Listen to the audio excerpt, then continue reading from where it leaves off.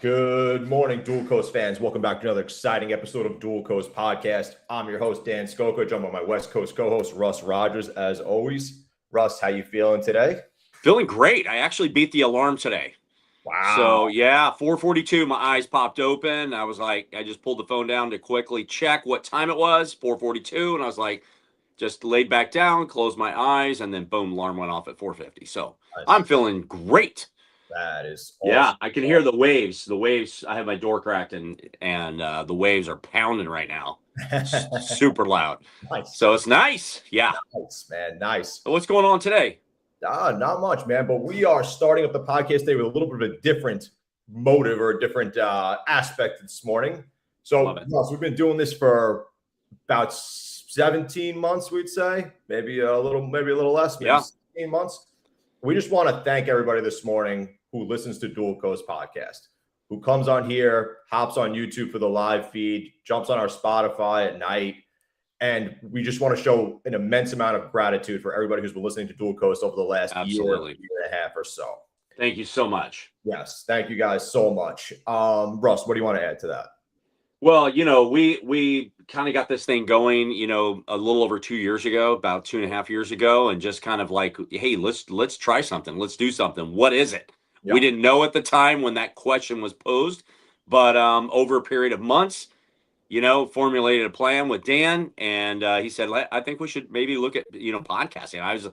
I didn't really have that in my radar, but, it's been a ride, and just from beginning of January 2025 till right now, we're so blessed to have everybody that comes on and listens live each and every week.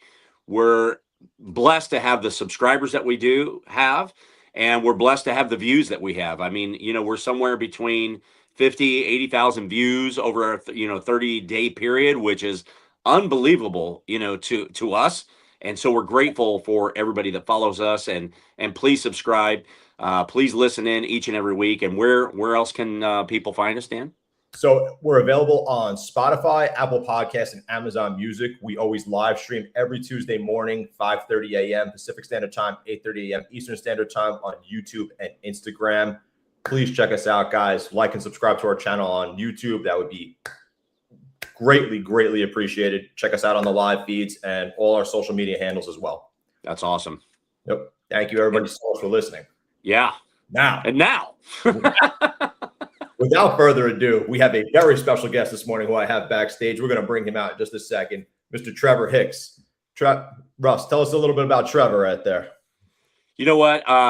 Trevor is, let me just say this, cool dude. I haven't known Trevor that long just because I was introduced through Dan Sikowski. Yeah. Met Trevor. Trevor and his wife travel around. They do videography and photography. Unbelievable.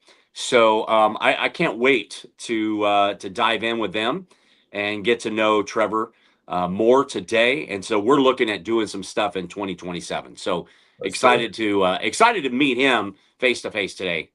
Let's bring on Trevor Dual Coast. Let's go. Let's go. What's up, Trevor? Awesome, Trevor. Guys, good morning. What's going on? Thank you for having me. Absolutely, man. Thank you so much for coming on. Absolutely. Wouldn't miss it. We decided, we've been talking about it a while. It's like, you know what? We need to take 2 minutes at the beginning of each stage, make sure that we get everybody, checked in, sound check, video, everything's good. Then we'll put them in backstage. Then we're going to do just a 2-minute little thing, just so you're not just sitting there, nodding your head and, wondering what's going on because the show's about you. So we'll take care of business, talk about, our Dual Coast, and then boom, there you are. Yes. Love it. Trevor Hicks, hat backwards. Love it. Always. What's happening out in Florida today? Yeah, or are you in Florida? I am in Florida for this week. I just flew back from Zion for the week, leading an adventure retreat out there. And then I'm actually going back out to the West Coast, your side, Russ. I fly out there on Friday, and I'm there for about 2 weeks. So, wow. Nice. What's happening in Cali? Teaching the first weekend, and then I'm enjoying a 10-year anniversary trip with my wife. So we'll be up in Napa Valley and then to Seattle to see the World Cup. Woo! Oh, that's awesome. Wow. Big soccer fan, huh? We are. We both played college soccer, and that's kind of how we met and got connected after college. And it's stayed a big part of our life ever since. We've been planning our 10-year anniversary ever since like we were together for 4 years when they announced the World Cup in North America. So this is a big trip. Planners. So we're pretty pumped. Planners. That's awesome. Have you been to the stadium? I have not. I've never been to Seattle whatsoever. Okay. I'm going to give you one suggestion. Okay. Food suggestion. Go to the Pink Door. The Pink Door. All right. That's the restaurant. That's okay. The Pink Door. Yep. It's fabulous. Right in the heart of Seattle. You'll absolutely love it. Concrete wall, Pink Door. Okay. Can't miss it. Can't mess that one up. Pink Door. I think I can remember that pretty easily. The stadium is epic. That's awesome. Yeah, it is excellent. If you can fit in a baseball game, even better, man. Okay. Yeah, going to the Marriott. They're right down the street from one another. I mean, walking distance. We're staying right down the street. We're in the heart of Seattle for Sunday to Saturday while we're there. So we've got a place in Fish Market. You're gonna love it. I'm pretty pumped. You got to get a video of you catching the flying fish. Okay. Gotcha. Throw a salmon across. Whew, Trevor, you catch it. You owe us that video. Yeah, always have to have it, right? Yeah, and if you got good strong hands, like go one-handed, but it's going to be a balance thing. All right. Yeah, flying fish at the Fish Market. Challenge accepted. I'll be sure to send you the video when I do. Trevor, flying fish and Pink Doors, you can't go wrong. I know. What am I getting myself into in Seattle? Yeah, it's going to be awesome. My buddy is he's a chaplain over in Santa Clara, just 30 minutes from here. Mm-hmm. They have 6 of the World Cup games this year, right here in the Bay Area. Yep. And he said it's literally like, because we had the Super Bowl this year, right? So he said it's like having 6 Super Bowls for these events. And he said, and we don't have all of the top tier teams. If we had some of the top tier teams, it would be crazy. Yeah, it'd be crazy. We thought about doing that here. It's in Miami, but I'm not a huge fan of Miami to begin with, let alone going down there for this craziness. I was like, no, thank you. But my son's a huge soccer fan as well too, so it might be in the cards even just to go down there and check out the atmosphere for the day. Yeah. So. Well, and speaking of Miami, let's just talk about Miami for a minute. I went to a Hurricanes football game last fall. I had to get an Uber back because I'm in West Palm Beach, and it's about a 1.5 mile walk to the Uber. Yeah. Lyft, any of those ride shares, right? I'm like, this seems a little insane. Literally a 1.5 mile walk to the Uber site. Mm-hmm. It was crazy. So Miami, let's go. Come on. Miami's a bit of its own beast. Let's say that. I discovered that in college, and I never went back. I was just like, nah, I'm good. You guys keep it. Yeah. When I was getting the Uber on the way over there, the guy was like, do you want me to drop you off where it says? And I go, well, where's that? And he goes, it's like 1.5 miles from the stadium. I go, no, drop me right off. I'll jump out, as soon as there's like a pause or whatever. And that's exactly what we did. Jump me off right in front of the stadium. I'm like, this is stupid.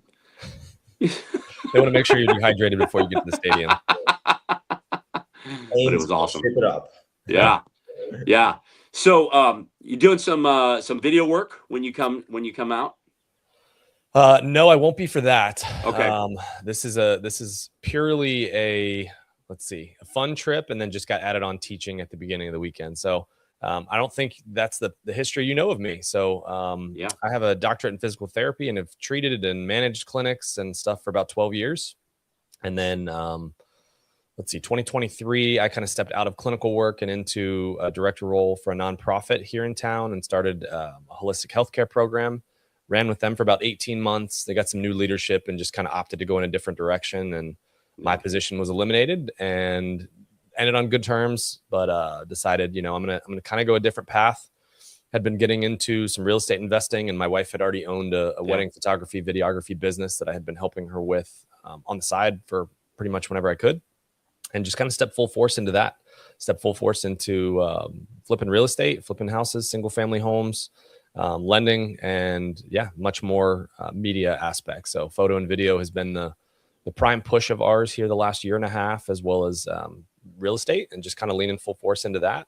But keeping my eyes open for opportunities to still get back into the health and wellness space. I still do treat as a physical therapist, usually about 2 days a week. I work PRN, part-time, whatever you want to call it, for another local healthcare company here. I still enjoy that and still still gets me in front of patients, still get to educate. And that's actually what I'm doing this weekend is I still teach, I still teach continuing education to PTs and OTs pretty much all over the country. And then, this next weekend, I'll be in Oakland, California teaching. That's amazing. That's about an hour drive for me. That's awesome, man. Come over and get some therapy. Yeah. Come on up. Come on up. We always need a test dummy. So we got perfect client over there for you. Yeah. We got a manual therapy course. You get a free adjustment, whatever you want, Russ. Come on up. There you go, man. Trevor's got his hands in a little bit of everything, you know? He's gonna start. Yeah, that's awesome, man. You and your wife are making it happen. You got too many elements. You're gonna have to start charging you though. Not free. That's so cool, man. Trevor, you've built a strong personal brand online. Would you say there was a moment that you realized you weren't just building an Instagram page at some point, you were trying to build yourself your own brand? Yeah, I'd say there was definitely a turning point because for a while it was just, sharing my life, sharing my kids, sharing the life that we were building, cool photos that I had taken and stuff like that. But it was just more of just like, let's just share what we're doing. And then ultimately kind of starting to see the leverage of some of that, especially within real estate. I joined Creative Communities under Pace Morby, which was Gator and Sub2, and just kind of started really to see the power of personal brand and essentially what he's built with his own personal brand. And just kind of started taking it for real rather than just messing around and just posting pictures just to post pictures. Yeah. And really kind of started putting out there what day-to-day was like, what I was kind of striving for, what I was looking for. And it was kind of crazy as soon as I started putting it out there, what I was doing and what I was trying to build. The universe kind of answered, and the universe started bringing me more and more leads, more and more people into my life, figuring out, some of the who's that needed to help me make it happen, rather than trying to figure it out how to do it all on my own. So yeah, I would say that was a big turning point probably about 2 years ago. Yeah. Yeah. Did you ever change direction in that page? Like you were trying to build it towards something else, and then you're like, nah, I gotta pivot a little bit here. That is the bane of my existence. I'm looking for the book I'm reading right now because you'd laugh. It's Pivot or Die. And that is pretty classic for me. I'm trying my best to kind of hone it in. If you've ever heard Pace Morby before, he always talks about the shiny object syndrome and not to chase it and all the things, but I am the stereotypical like ADHD. Oh, that sounds like a great idea. Let's go do that. And I have to rein myself back in of like, no, you're actually pretty decent at this. Just stick with it a little bit longer. It can actually become something a little bigger. And that's what media has really become, because my wife started it back in 2019 and was kind of doing her own thing, self-taught. And I had never really been much of a creative, and I saw what she was doing. I was like, holy cow, this stuff's really good. How do I help? How do I do this? And I started learning video to help her. And then I kind of got addicted to it too, and was like, man, we got compliments of all the like things that she was putting out for people. I like shooting anything but people. I like shooting all the landscape and all the other stuff, or like candids of people when you don't know I'm shooting you. Like again, at a mastermind where you're just talking, doing your thing, and I'm capturing you from all the other different angles, making you look cool, rather than like posing people. That's her thing. I can't do it. But I kind of started to realize like, just continuing to switch gears and pivot. And, I quote unquote would always tell myself I'm getting bored. But I like a challenge. I like learning new things. I do like having my hand in a little bit of everything. So that way I can kind of connect the people that I know to the other people that are right for them. But I'm also like, all right, I got to kind of stand this up and stick to one or two things and get really good at them and be really well known for those things. So that people know who to come to and hopefully build some authority in that aspect too. Or 3 or 4 things.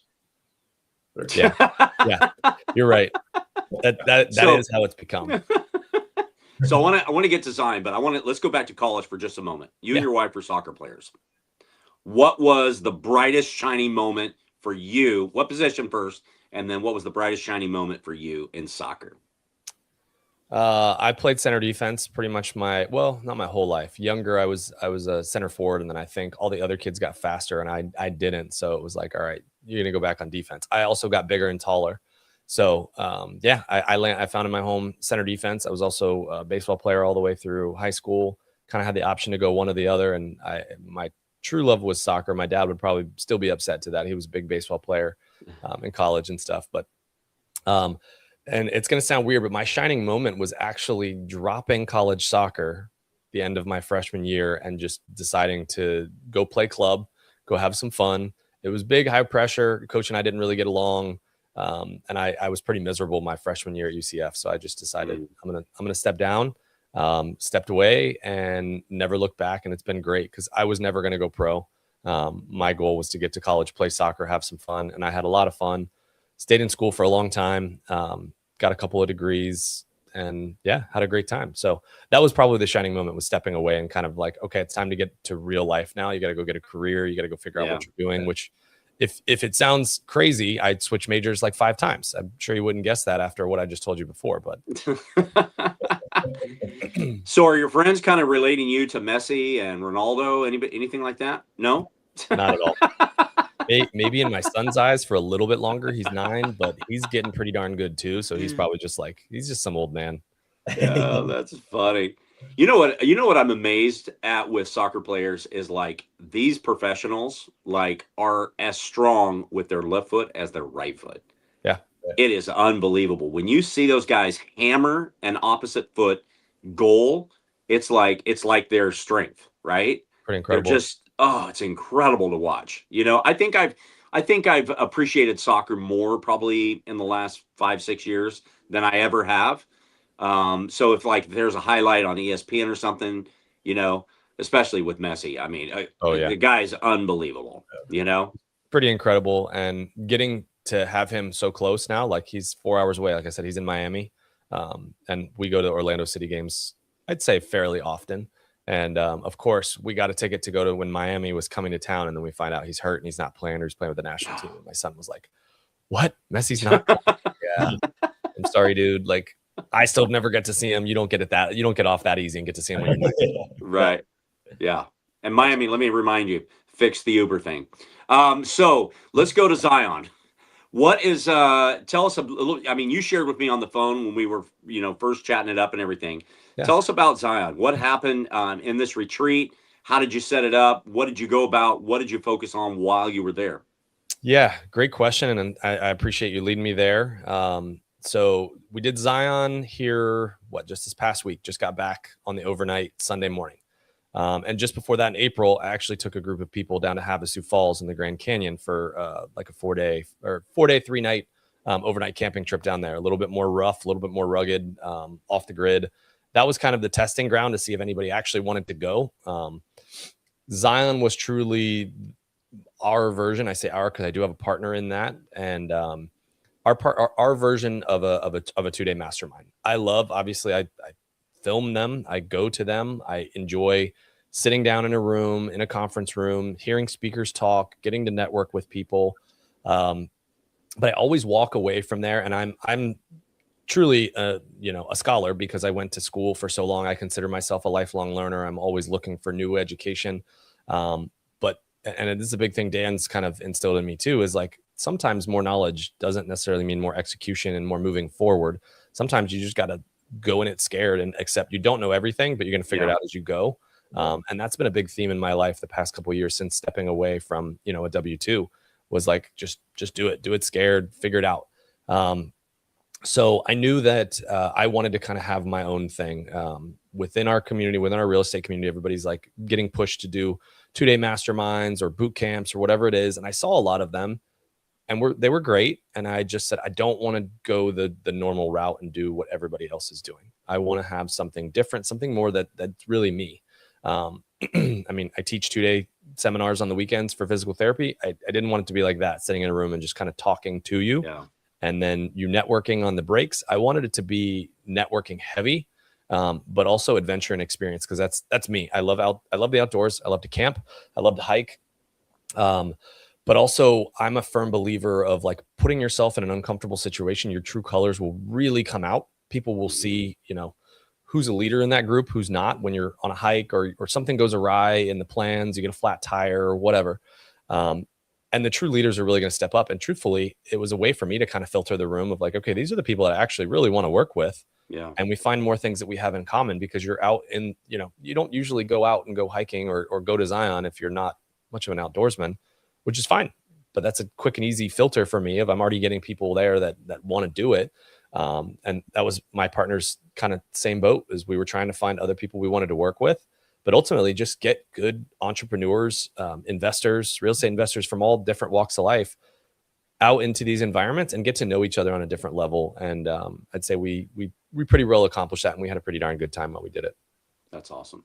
That's awesome, man. What a great experience, getting off the grid. I mean, this is, only just a little bit of a smidget of the experience that you had. Of course, Zion is a completely different animal, but we have just 10 minutes from here is Nisene Mark State Park. And, you got beach and you got redwood trees, just 10 minutes apart. So you drive up, you park, and then you just walk these trails. You're just looking up like at these massive, massive redwood trees that are just beautiful. You hear nothing but the wind blowing through the trees and the stream running down, about 150 feet down in this little, ravine.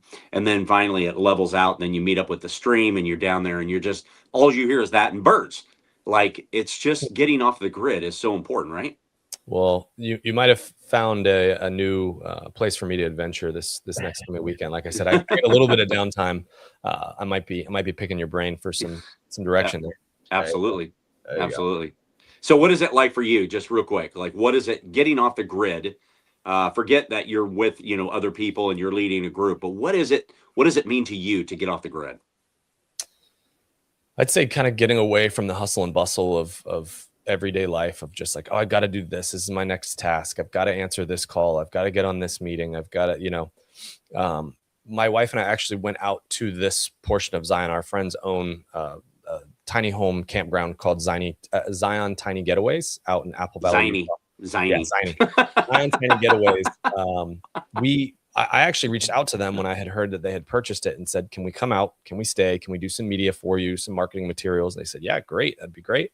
And when we went out there, I really, I'm capturing stuff sometimes on my phone, a lot of times on a camera or on a drone. But other times I'm trying to put my camera away. I'm trying to put my computer away and just be outdoors and be connected to nature and what God's put out there. And that's truly what getting off the grid is for me. I mean, even on like daily walks, I try and do the same thing. I go across the street, I'll walk the neighborhood when the Florida weather allows it. But it's really just about disconnecting from, kind of taking a minute and pausing and just remembering, how grateful I am for the life that we have and, the nature that I've been provided with. I love traveling across the country and going to new places, but ultimately trying to do that in my own backyard more as well. Just taking advantage of what's around you. And what does it do for you? Say it helps to definitely refocus me, because I get very, caught up in the weeds of all the tasks I've got to do. I'm a big planner. I'm a big, list maker, so that I've got it all there, like all the tasks I need to check off for the day. Yeah. And a couple months back, I was just like, I'm just getting so wrapped up in that. And I feel like I never can breathe or take a break. And that's kind of become the rest and the reprieve. Like when I was out there in Zion with these people, I not only had the opportunity to just kind of disconnect and put my phone down and not worry about the emails and not worry about all that. Like, my attention was fully there. I mean, you can ask my family. I unfortunately didn't really get to talk with them much, being on a different time zone. By the time we were done and wrapped up for the day, it's 10:30 back home and my family's asleep. So it's like, okay, I was kind of forced to do that, which was good and bad. I mean, I'd spend every minute I could with my family and my kids, but it definitely forced me to kind of be in the moment, slow down a little bit, and really just connect with the people that were in front of me. Yeah. Super. That's amazing, man. It's amazing. Yep. I feel like a mastermind would hit way different being in like the outdoors as opposed to being in a room, so to speak. People are probably way more vulnerable, willing to speak a little bit more, as opposed to raising your hand in front of like a whole room type of thing where everybody's kind of like, focused to you. That's the goal of it, Dan. And I'm glad you mentioned that, because I'd love to plug our next ones and have you guys as guests for some of them. You guys are always welcome. We've already got a couple more planned. One in August, we're going to go up to Glacier National Park, stay at an amazing cabin on Lake Blaine. And then actually in October, we're going to be doing fall back in Zion at the Tiny Getaways. It's 40 tiny homes. Everybody gets their own one, unless you're coming with a business partner or a significant other or whatever, and you want to stay together. We'll be doing quite possibly one of the hikes that's been on my bucket list for a while. It's very hard to get a permit to. It's called the Wave out there in Arizona. It's unbelievable. We'll be going into Zion National Park, doing the Narrows hike, all that fun stuff. So People are definitely more vulnerable. I can vouch for the last two. I mean, I've heard some. I had people in my groups who I look up to within our real estate community, and I feel like are doing really big things. And I was honored that they wanted to come to our mastermind.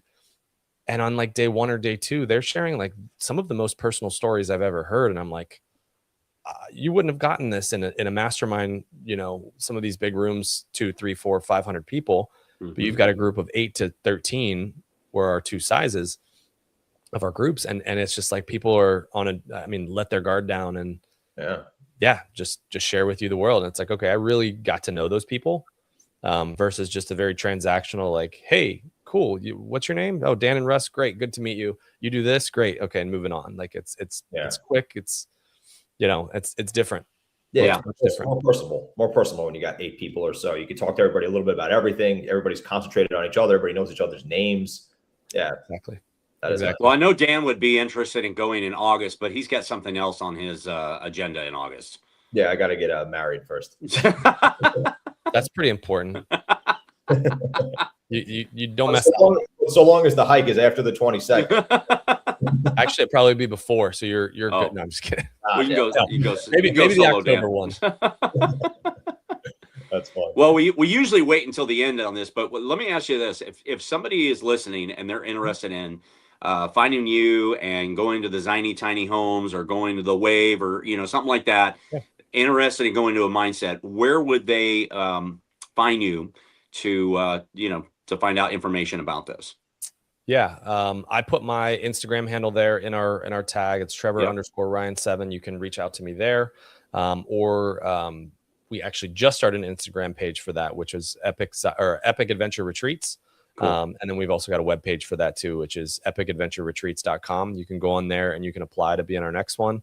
And we'll have more information on both of those next two up there this week. Yeah. Cool. Awesome, man. Awesome. Talking about the physical body, putting it through strain, putting it through, different temperatures and experiences that you're going out through. What do you think is one of the biggest things for people to overcome that fear going into something like this, to where they're like, they want to go, but they're kind of a little timid, held back. They finally commit, they do it.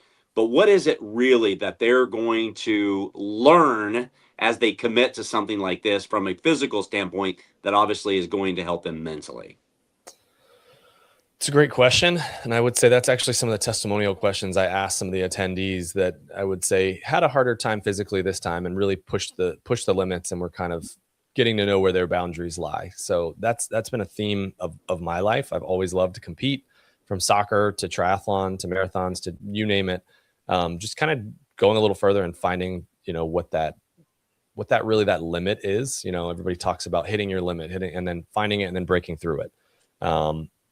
I think personally, if you can do that in a physical sense, it takes a lot of mental capacity to be able to push yourself through that, not just physically. Our mind tells us we can't go as far, but then we push through it, and then it's like, holy cow, I did that. I've been telling myself for years I couldn't do that.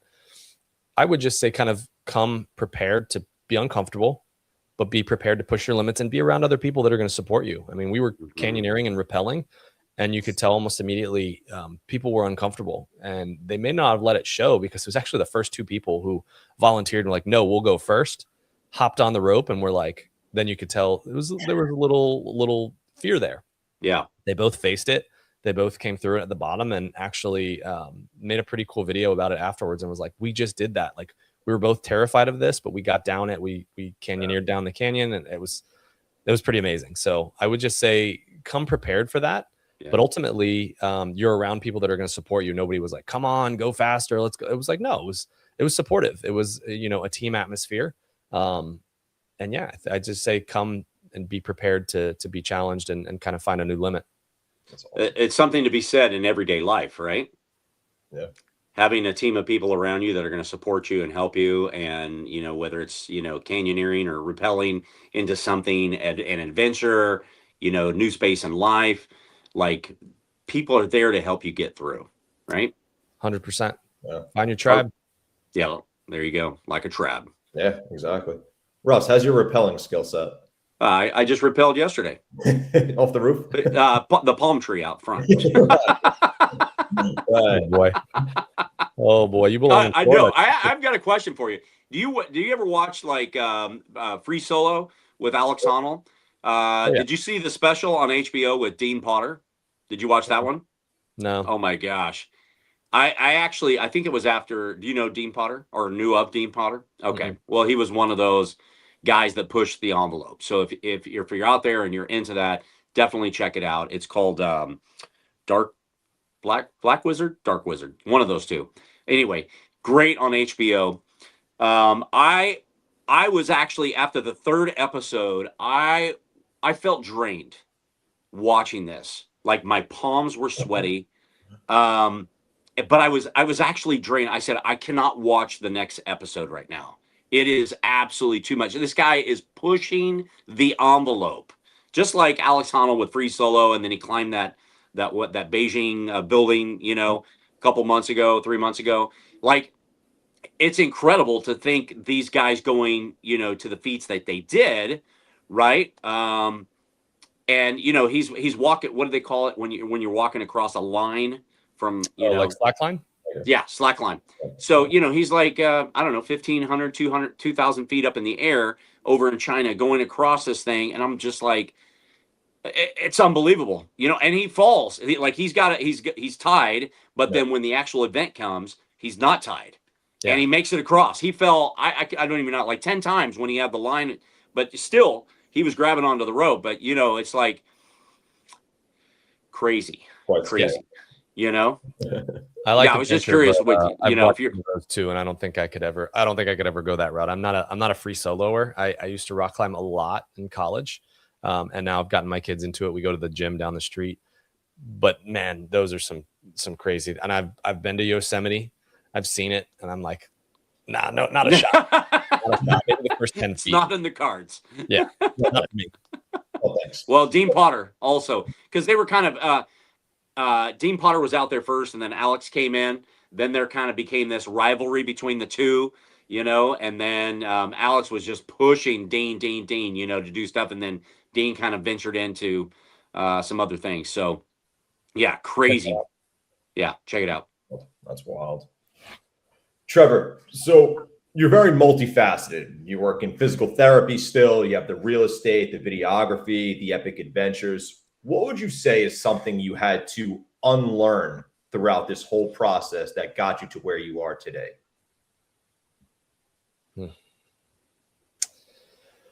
I'd say that to sum it up into a couple words is the W-2 mindset.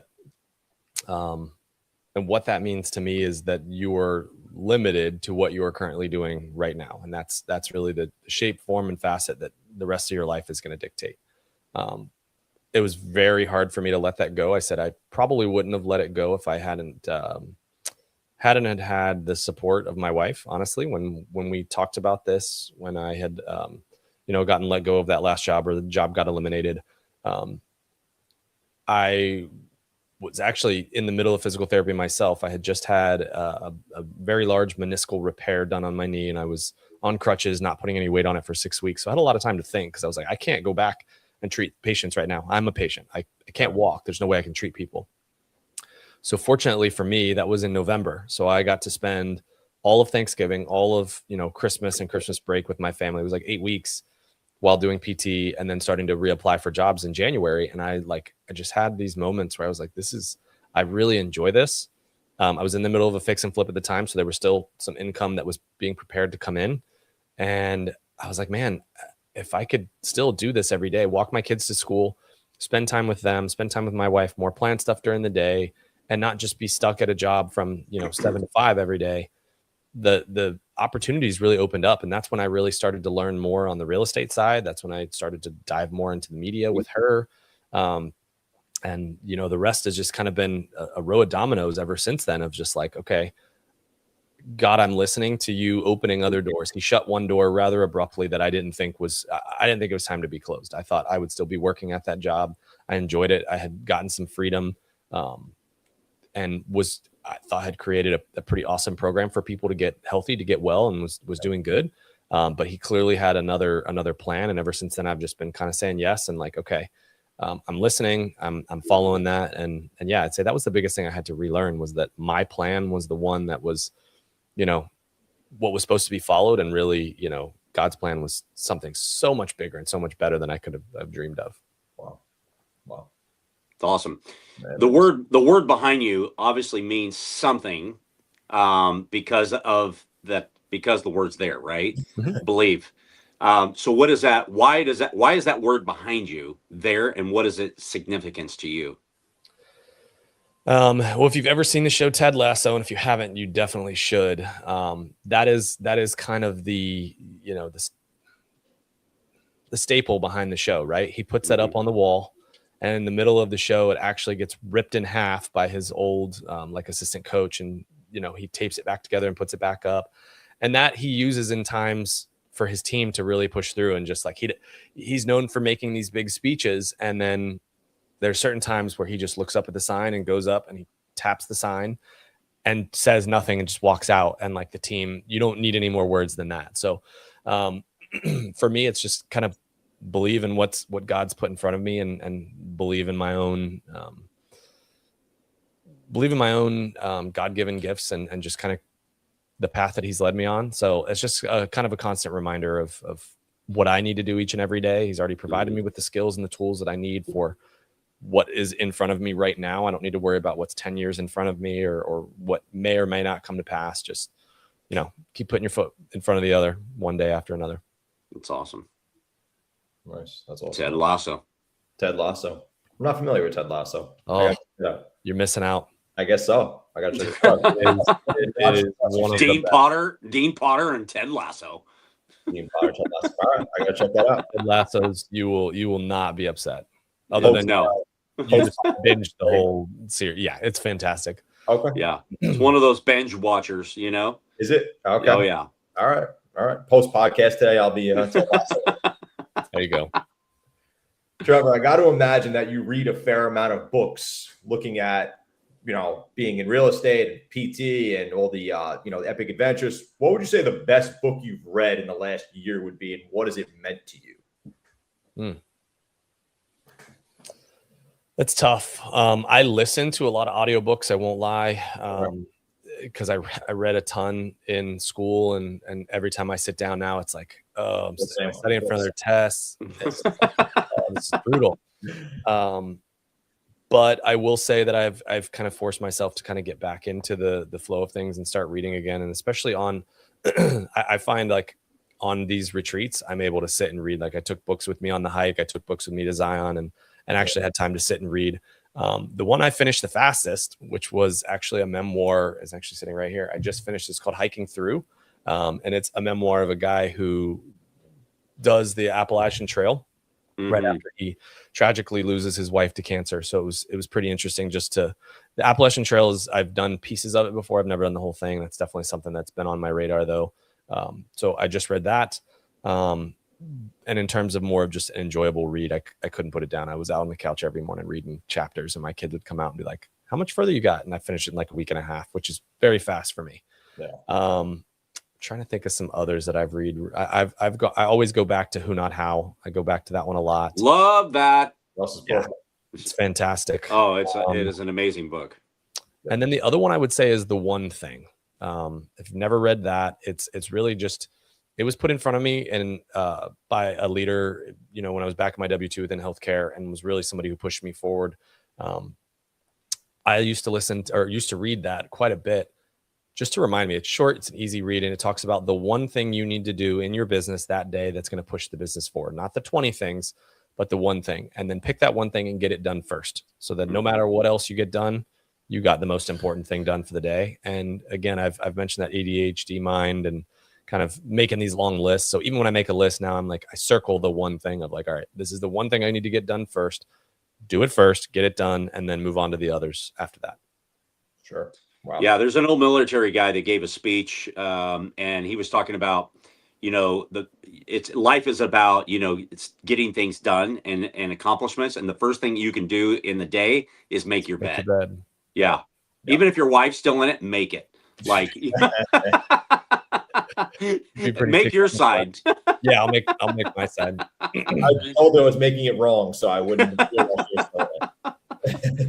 Oh, yeah, but that's an accomplishment right out of the gate, right? It's a mental win. What's that? It's a mental win. Something it's right a mental win. Yeah, make the bed. So, yeah, no, that's a good feeling. So, what's in front of you? What's coming up in front of you that is going to be one of your biggest challenges that you're going to face with any aspect of your business?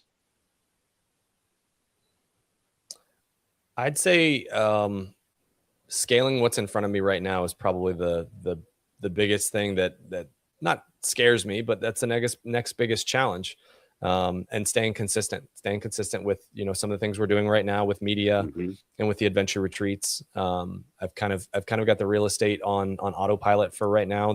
I've put systems and people in place for most of the fix and flips that I'm out of the day to day. Like, things got done this past week and I wasn't here. It was great. I had like 1-2 minute conversation with our contractor and come back and things are done. So that part is good. And I've scaled that to a point where I feel consistent with it and really want to put more effort into these adventure retreats and more of the media. So just kind of, again, being consistent with that and not getting distracted and just pushing it forward one day after the other. Love that. Awesome. Man. Yeah, no, I mean, what you're saying, speaks volumes to people that are listening, right? Or it should speak volumes. It means a lot to me what, the things that you're saying and, the process and trusting in others, because if you go back to the book that you mentioned, Who Not How, that is really what it is. It's not how I'm going to get there. It's who's going to help me get there. Right. And so when you're talking about flipping houses, like, these people are your who's. They're helping you get to where you want to go when it comes to that. And you relinquish a lot of that, right? And it's, 10 times is easier than 2 times. Another great book. So, that's a part of it as well, is releasing 80% of what we do and doing only the 20% so that we can think, we can, become visionaries. We can, cast the vision that's out there and develop a plan for all of these. And especially with your hand being involved in a number of things. 100%. I used to think I had to do it all and was very much brought up that way of like, if you want it done right, just do it yourself. And it's just cheaper just to do it yourself. And when I finally realized, well, yeah, it may be cheaper to do it yourself, but it's going to take you 10 times as long. And you're going to have to learn that new skill to do it the right way, or you're going to have to go back and do it again, versus actually made a whole lot more sense just hiring somebody who could do it 10 times faster. It might cost you a little bit of money, but now while they're doing it, you can be doing other things and kind of leveraging your time. And that was a big mindset shift for me. And it still is, like, hiring out some help and asking for help rather than just be like, no, I'll just go learn it and do it myself. Like, I'm always like, well, I have YouTube in front of me. I could learn any skill. I was just going to say that, man. Yep. You can find it, you can learn it, you can do it. But it's going to then take you time. don't realize the hours those people have already spent perfecting that skill. Yeah. Versus just you go in and think you're going to do it 100% the first time. It's like, nope, you failed. And by the time you spend the money to refix whatever you did and the time, you should have just hired it out to begin with. Back to Home Depot. Oh, too many Home Depot runs this past year. That was a promise to myself here recently. It was like, no more. Oh man. Trevor, so you've turned yourself into somebody who executes. You left the W-2 mindset, you went full entrepreneur mode, being involved in all these different investments, physical therapy, still doing their retreats. What would you say separates somebody who has that big dream mindset from somebody who actually executes? Oof. It's a good question. And it's been a hot topic as of late. And again, that's something Dan's kind of turned my mind to too, is like, there's all these people that talk about doing all these big things. We throw out the word visionary. And I'm around a lot of them. And I kind of got annoyed after a while of just like, all right, we're talking about doing all these things. And we go to these meetings and host these Zooms and talk about all these big things that we're going to do. But nobody ever just puts pen to paper and actually starts getting some stuff done. Mm-hmm. I've met very few, and I have a fair few of them that I've, continued to work with and partner with and love. But that is the biggest thing that I would say is getting in there. Is it's okay to dream, but at some point you've gotta do something. Take some action. I mean, that's we talk about all the time, is like, take the action, fail and fall forward. And I heard that a lot. That's one of Pace's big things is, just take action, take action. And I think it's taking calculated action at some point, not just going in blindly and losing a ton of money or making yourself look dumb, because some of these people are getting into deals and it's wiping them out and they can never recover from. And I don't ever recommend that, but taking action can look different to different people. Some people that can mean jumping into your first real estate deal and putting 10 grand down as their life savings. Sometimes it can just mean making a phone call and just being uncomfortable. Sometimes it can mean going on an adventure retreat and rappelling. It really just all depends on what that action is for you. And I believe it needs to scare you a little bit, because, you need to be uncomfortable in order to grow. Nobody ever, grew by just doing the things they're only good at and only things that they're comfortable with. So yeah, I think that's a big one. Yeah, that's awesome. That's awesome, man. Last question. Wellness is not about perfection, but it's about progress. If you've watched some of our show, you always know that we're going to end with that question. Yeah. I'm sure you have drafted up a plan while you're in Zion on this question. No, I'm just kidding. But wellness is not about perfection, but it's about progress. And tell our listeners what that means to you and how people can apply that in their life. It's such a good question. And honestly, that's what you and I connected on that first day, Russ, when we talked. Was I loved that. I didn't know who Dan was connecting me to, but then kind of hearing your background and hearing what you're pushing forward. Like I mentioned, that was my life. Wellness was my life for quite a long time. And I still consider it, because I'm still on my own wellness journey. But progress, not perfection, for me means you've got to do something each and every day. I've worked with a kid with Down syndrome for a long time. I say a kid, he's 23 now. His foundation is actually the 1% Better Foundation. He has really pushed the envelope and given me, I think of 1% better all the time. Now it's used constantly. People say 1% better, but they have it coined. It's a 1% Better Foundation. And he's here local with me in Florida. His name's Chris Nikich. He's an Ironman. He's a public speaker. He's an author. He's an Emmy Award winner. Incredible guy. And he just sets the example of progress, not perfection. And each and every day getting up and doing something, maybe it's a little bit more difficult than what you thought you were able to do yesterday. But if you just keep doing that each and every day, that progress is going to lead towards some immense gains over time. But it's not, everybody's looking for the quick pill or whatever, the get skinny quick shot or pill. I won't go down that road. But really it's the work that you put in each and every day that's going to show long-term.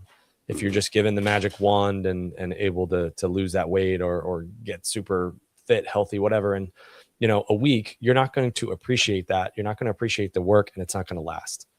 And that was really what was the holistic wellness program that I put together was building that over a 12-week period of starting to do the work with other people in community, eating healthier, exercising, getting your mind right. Those three components together is really what's going to lead you to be healthy, not just deciding one day you're going to exercise or deciding one day you're going to eat less calories. It kind of goes all together. You've got to get the mindset right, the body right, as well as like your habits and your daily lifestyle. Yeah. Well, when you say doing something every day, it goes back to a word that you mentioned just a little while ago, is consistency, right? Even when we don't want to do it, if we do it, we'll find that consistency that takes us to that next level. So doing something every day, but thinking of the word consistency to add to that. That's huge. I totally agree. Awesome. Trevor, tell us today, man. Yeah, it's awesome.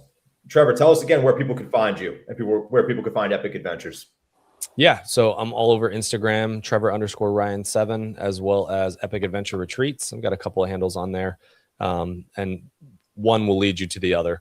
If you just look in the bio, I'm on Facebook, on TikTok, all those fun things too. But I'd say Instagram's my main one. I get back to people pretty quickly on that. So would love to hear from you. And if you want to hear more about the Epic Adventure Retreats or, some of the media coverage that we do, like I said, we do a pretty wide variety of coverage, from masterminds to weddings, to you name it. So you got it. We'll make you look good behind the camera. So. Wonderful, man. Well, if people that are out there want to go to Zion, seek out Trevor. If people want to, get filmed and get, photographed, see Trevor. If people want to buy a home, see Trevor. So, you got your hand. You need help physically, see Trevor. Fair. You need help, just come to me, and I'll if I can't do it, I'll put you in touch with the right person. There you go. Just hey, you need to come up with 1-800-C-Trevor. That's it. I think you just did. I got to go search it out now. Yeah, it's actually not bad at all. Trevor Hicks, thank you so much for being here today. This was a great episode. I think people got a lot out of today. We learned a lot. Absolutely. Thank you so much for joining us this morning. Really appreciate everybody listening. Please check us out, Dual Coast Podcast, at all social media handles. Check us out on Apple Podcasts, Amazon Music, and Spotify. Please check out Trevor on all his social media links and Epic Adventures. What was it? Epic Adventures Retreats, right? Yep. Epic Adventures Retreats. Check him out. Thank you, everybody, so much for listening. We'll see everybody next week. Thanks, Thanks, Trevor. Yeah.